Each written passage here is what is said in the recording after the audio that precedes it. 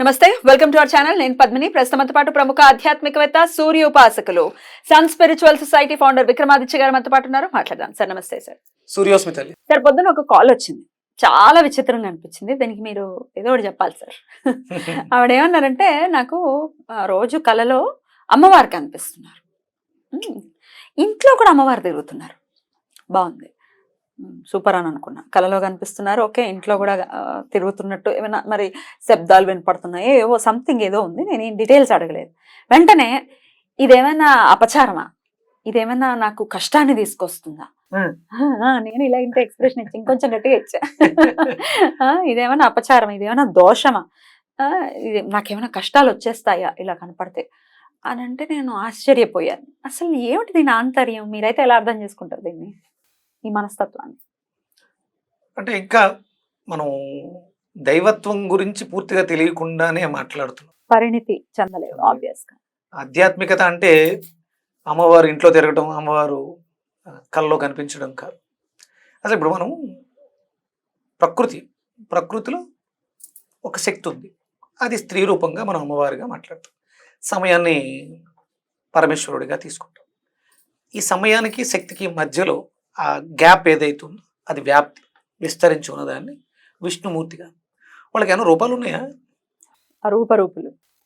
రూపం లేదు. అమ్మవారికి అప్పుడు శక్తి రూపం తీసుకుంది అంటే నీకు కోపం వచ్చిందమ్మా, ఉగ్ర రూపం దాల్చావు, జుట్టు ఇలా ఎర్రబోసుకుని ఇలా కూర్చున్నావు, ఏట్రా చెప్పు అన్నావు. నేనే అంటే నీలో ఉన్నటువంటి శక్తి అంటే తారాస్థాయికి చేరింది. అప్పటి వరకు సౌమ్యంగా మాట్లాడుతున్న శక్తి కోపం వచ్చింది, ఉగ్ర రూపాన్ని తీసుకున్నావు. ఇందులో ఇప్పుడు రూపం ఎవరిదే? అమ్మవారిదే. ఎస్, నీ బిడ్డకు నువ్వు అమ్మగా కనిపిస్తావు. ఇప్పుడు ఎవరికైతే స్వప్నంలో కనిపించిందో అదే ధ్యాసతో ధ్యానంతో ఉన్నాం, శక్తి మీద దృష్టిని పెట్టాం, అక్కడ ఒక రూపం తీసుకుంది, ఆవిడికి నచ్చిన రూపం తీసుకుంది. అంటే మనం అమ్మవారు ఇలా ఉంటుంది, సింహవాహిని. సింహం అనేది సింబాలిక్, అదొక ఎనర్జీ. ఆవిడ చేతులు, చేతుల్లో ఉన్నటువంటి అస్త్రాలు, అంటే ఆ శక్తి పరిణితి, ఆ రూపాంతరం చెందింది మనకు. ఇప్పుడు వ్యాసుల వారు కానీ ఋషులు మనకి అందించారు, ఇలా ఉంటుందని వేదం చెప్పింది. అక్కడ అందులో సూత్రీకరించినటువంటి స్తోత్రంలో ఆవిడ ఇన్ని చేతులతో ఇలా ఉంది. ఆ శక్తికి ఇన్ని రూపాలు, అణువులు ఒక చోట కేంద్రీకృతమైనవి. అందులోంచి వచ్చినటువంటి రేస్, సూర్యుడు సహస్ర కిరణాలు 1000 కనపడతాయేమో మనకి, కనపడవు. అంటే అందులోంచి వచ్చేటువంటి ఆ రేస్ కి ఒక పేర్లు పెట్టారు. 1000 కూడా పేర్లు ఉన్నాయి. మనకి మామూలుగా 12 మిత్ర కిరణం, రవి కిరణం, సూర్య, ఇలా పేర్లు ఉన్నాయి. అలాగా సహస్ర కిరణాలకి కూడా పేర్లు ఉన్నాయి. అంటే ఆ కిరణంలో ఉండేటువంటి క్వాలిటీకి ఆ పేరు. ఉదయం వచ్చే కిరణం మిత్ర, సౌమ్యంగా ఉంటుంది, బాగుంటుంది, మిత్రుడు మనకు ఫ్రెండ్ ఏవైతే ఇస్తాడో అవన్నీ ఆ కిరణంలో ఉంటాయి. రవి, సూర్య అంటే స్తుతించేవాడిని. ఏదైనా అంటే అవసరం, ఇది మాకు కావాలి చేసి పెట్టు అని ఎప్పుడు స్తుతిస్తాం అవతల వాడి దగ్గర ఉన్నప్పుడు. ఆ క్వాలిటీ ఆయనలో ఉంది కాబట్టి సూర్య. హిరణ్య గర్భుడు అంటే గర్భంలో ఆయన లోపల ఎక్కడో బంగారు ఉంది, లేకపోతే బంగారాన్ని ఆయన కిరణం ద్వారా తయారు చేస్తాడు. అది గర్భం అంటే లోపల మధ్యలో ఈ కెమికల్ రియాక్షన్ జరిగి బంగారం తయారవుతుంది ఆ కిరణం పడడం వల్ల. మరీచి, ఆదిత్య, సవిత్ర, అర్క, ఇవన్నీ నామాలు. అంటే ఇలాగా అమ్మవారు కూడా దుర్గగా శక్తి, ఆవిడ ముందు పార్వతీదేవి. ప్రధానంగా ఉండేది పార్వతీ పరమేశ్వరులు. శక్తి సమయము వెళ్ళి ఆవిడ రూపాన్ని మార్చుకుంది, దుర్గగా మార్చుకుంది, లేకపోతే రాజరాజేశ్వరి. ఆవిడ సైన్యం, ఆయనలోంచి వచ్చినటువంటి ఒక క్వాలిటీ, దుష్టగుణాలు బాగా పెరిగిపోతున్నాయి. వారాహి రూపంలో వచ్చి దుష్టులు శిక్షిస్తుంది, ఒక్కొక్క రూపం. ఇవన్నీ మనం ఆ శక్తికి ఇచ్చినటువంటి రూపాలు. ఇప్పుడు ఆవిడకి ఆ ధ్యాసలో ఉంది, ఇంకా పరిణితి చెందలేదు. ఇంకా అమ్మవారు ఒక రూపాన్ని తీసుకుని నా కల్లో కనిపించింది. గుడ్, మంచిదే, బాగుంది, ఓకే, కనిపించింది. ఇది ఇల్యూజనా లేకపోతే నిజంగా కనిపించింది అనేది పక్కన పెడితే, ఈ దోషమా, నాకేమైనా కష్టాలు వస్తాయా అనటాన్ని ఎట్లా అర్థం చేసుకోవాలి? అదే అంటే ఇంకా ఆవిడ పరిణితి చెందలేదు.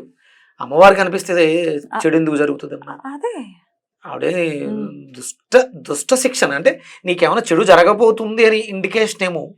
నేనున్నాను అంటే లోపల నీలో నిద్రావస్థలో ఉన్నటువంటి శక్తి ఒక రూపాన్ని నీకు కళ ద్వారా చూపించడం జరిగింది. మంచే జరుగుద్ది అంటే ఏం ఆలోచిస్తున్నావు? అదే ఇంట్లో తిరుగుతున్న నాకు అమ్మవారు తిరిగేటటువంటి పరిస్థితి ఉంది, మాకు తెలుస్తోంది అని మనం కూడా ఒకసారి గుర్తుందా, ఒక ఆవిడ మనం మాట్లాడాం లైవ్ లో, ఫ్లైట్ లో వెళ్ళేటప్పుడు కూడా పక్కనే ఉంది నాకు నా శక్తి కృష్ణుడు ఆవిడ అమ్మవారేనా? ఓకే, అమ్మవారే నాతోటే ఉంటుంది ఎప్పుడు శక్తి.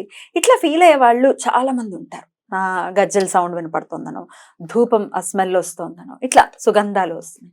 ఇవన్నీ అమ్మవారి కిందే కన్సిడర్ చేసుకుంటే అసలు ఇది నిజంగా జరుగుతుందా, ఇల్యూజన్ కింద కన్సిడర్ చేసుకుంటే? పవర్ అమ్మా, పవర్. పాజిటివ్ ఎనర్జీ ఉన్న చోట ఫ్రాగ్రెన్స్ ఉంటుంది, సువాసన. నెగిటివ్ ఎనర్జీ ఉన్న చోట దుర్గంధం ఉంటుంది. మీ ఇంట్లో ఆ శబ్దాలు, అది మంచి శ్రావ్యంగా ఉంది శబ్దం, గజ్జల సౌండ్ శ్రావ్యంగా ఉంది, అది పాజిటివ్ ఎనర్జీ. నెగిటివ్ భయపడాల్సిన అవసరం ఉంది? అసలు అమ్మవారు మనల్ని ఏమీ చేయదు. అమ్మ శక్తి మనల్ని అందరినీ రక్షించడానికి సర్వవ్యాప్తమై ఉంది, ప్రతి చోట ఆవిడే ఉంది. ఆవిడ ఏదో చేసేస్తని అనుకోవడం భ్రమ. అవి వినిపిస్తున్నాయి, సంతోషం. అంటే మన ఆలోచన ఒక రూపాన్ని తీసుకుంటుందమ్మా. అంటే నేను ప్రాణిక్ హీలింగ్ పరిభాషలో మాట్లాడుతాను. ఆలోచన ఒక రూపాన్ని తీసుకుంది, అదే ఆలోచన చేస్తూ ఉంటే ఇది బీన్గా ఉండి ఎంటిటీ అవుతుంది.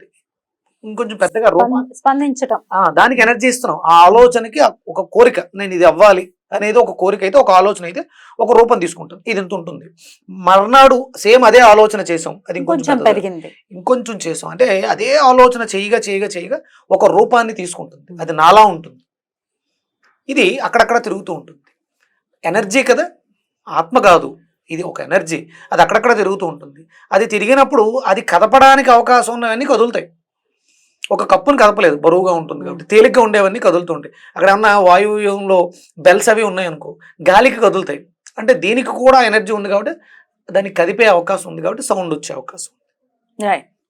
అంతే తప్ప అంటే ఇల్యూజన్ అని కొట్టిపారేయకూడదు, కరెక్ట్ కాదు. ఎనర్జీ ఒక రూపాన్ని తీసుకుంది, అది అలా మన కళ్ళ ముందు తిరుగుతూ ఉంటుంది. రైట్, తెలుస్తూ ఉంటుంది. యూ కెన్ ఫీల్ ఇట్ అది పాజిటివ్ ఎనర్జీ. ఒకవేళ మొదలైంది ఇట్లా, డెఫినెట్ గా ఎంతో కొంత సాధన చేయటము, లేకపోతే అమ్మవారి మీద దృష్టి కేంద్రీకరించడం వలన మాత్రమే అది జరుగుతుంది. ర్యాండమ్ గా జరిగిపోదు కదా, ఈ నాస్తికులకి ఏం జరగదు కదా. అట్లాగే నిజంగా పూజ, పెద్ద పెద్ద పూజలు చేసే వాళ్ళకి కూడా ఇదేమి అలా ర్యాండమ్ గా జరగదు. ఒకవేళ ఇలా జరుగుతోంది, వాళ్ళు కళలో రెగ్యులర్ గా అమ్మవారిని చూడటం కానీ, అయ్యవారిని ఏదైనా రూపాన్ని రెగ్యులర్ గా చూడటం, ఇంట్లో ఇలా అమ్మవారిని ఫీల్ అవ్వటం లాంటిది జరిగితే ఎట్లాంటి విధి విధానాలతో మనం నడుచుకోవాల్సి ఉంటుంది? 100% పాజిటివ్ ఎనర్జీని కాపాడుకోవాల్సినటువంటి బాధ్యత ఉంటుంది. కనపడింది అంటే నేను చేస్తున్నటువంటి అర్చనలో మంత్రానికి ఉన్నటువంటి శక్తి ఒక రూపాన్ని తీసుకుంటుంది. ఇప్పుడు దీన్ని ఇంకొంచెం ఉధృతంగా చేసి ఆ శక్తిని మరింతగా పెంచుకోవాల్సినటువంటి అవసరం చాలా ఉంది. ఇక్కడ మంచి ఆచరణ సత్కర్మలు జరుగుతున్నాయి, దాని ద్వారా ఒక పాజిటివ్ ఎనర్జీ క్రియేట్ అవుతుంది, రూపాన్ని తీసుకుంటూ ఉంటుంది. దాన్ని ఇంకొంచెం పెంచాలి, బాధ్యత పెరిగింది, నీకు ఆవిడ కనిపిస్తుంది, ఇంకొంచెం బెటర్ గా ఉండాలి. ఇంకొంచెం బెటర్ గా, ఎక్కడ కూడా నెగిటివ్ అంటే అన్నెసరీ వర్డ్స్ వాడటం కానీ, అసాంఘికమైనటువంటి కార్యకలాపాలు, ఆహార విహార వ్యవహారాల్లో, అష్టాంగ యోగ సాధనలు అవేమీ ఇబ్బంది లేకుండా జరుగుతూ ఉంటే అద్భుతంగా ఈ శక్తి ఆవిడ వచ్చింది. లాభం ఏంటి? మనకు ఉపయోగపడాలి కదా. మనకు ఉపయోగపడే విధంగా మార్చుకోవడానికి ఇంకొంచెం శ్రద్ధ ఎక్కువ పెట్టాలి. మనం అనుకున్నది మేనిఫెస్టేషన్, ఒక ఇల్లు కొనుక్కోవాలి, కారు కొనుక్కోవాలి. ఇప్పుడు ఇంత శ్రమపడి శక్తిని పెట్టి పూజ చేసాం, పూజ ద్వారా శక్తి క్రియేట్ అవుతున్నప్పుడు ఇంకొంచెం ఎక్కువగా వెళితే మనకు ఆ ఫలితాన్ని పొందేయచ్చు. సాధన ఎందుకు చేయాలి, దేవుడికి ఎందుకు దండం పెట్టాలి, ఎందుకు మంత్రాలు చదవాలంటే మన కోరికలకి ఒక శక్తి కావాలి, కోరికలు నిర్వర్తించుకోవడానికి. అక్కడ అమ్మవారు దర్శనం ఇచ్చింది అంటే నీకు ఇంకా అవసరం, దృష్టి పెట్టు, తగ్గింది, వచ్చేస్తాను నేను, ఈ రూపంలో వస్తాను. మరి వచ్చిన తర్వాత ఏమిస్తావు? నీకు కావాల్సినవి కంఫర్ట్సా, ఏం కావాలి, అవన్నీ కూడా మనం క్రియేట్ చేసే ఎనర్జీతో, అమ్మవారితో మనం ఆ పనులు చేసుకోవడానికి చేసుకుంటాం. రైట్. సో డెఫినెట్ గా ఇంకాస్త ధర్మబద్ధంగా ఉండాలి, ఇంకాస్త జాగ్రత్తగా జీవన విధానం ఖచ్చితంగా ఉండాలి. ఆచరణ, మనం ప్రతినిత్యం చేసే అనుదిన ధర్మాలు ఉంటాయి, ఆ ధర్మాలు తప్పకుండా ఉండాలి. తప్పకుండా. చాలా బ్యూటిఫుల్ గా ఎక్స్ప్లెయిన్ చేశారు.